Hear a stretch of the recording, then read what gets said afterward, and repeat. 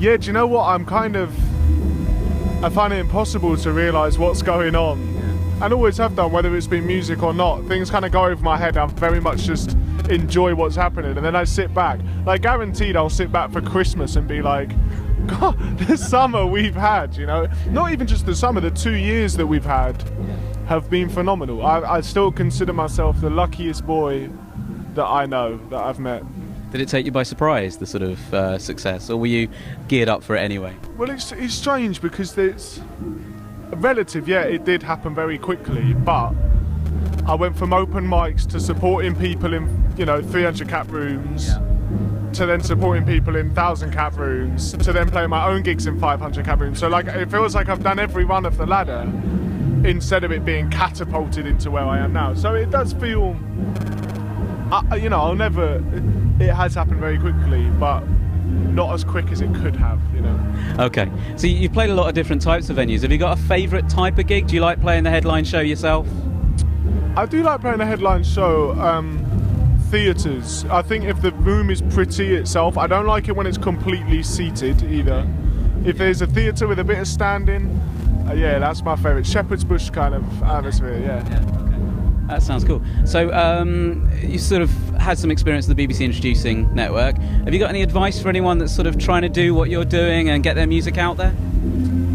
I think the one thing is you have to consider what it is you get to do at what capacity. So if you're in a position where you get to play gigs every weekend, that's very fortunate, and that's, enjoy that. I think the main thing is as long as you're enjoying it every step of the way, and as long as you love it, there should be no pressure on you should be doing this or should be doing that. That's the main thing. I think BBC for me,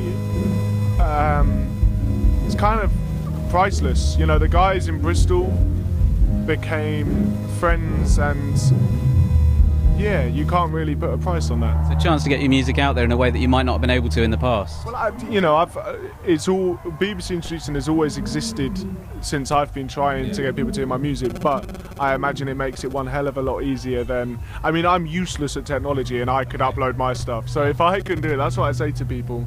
And it's not only that, but it's the ties you have there from whatever level you get to, there you still have that.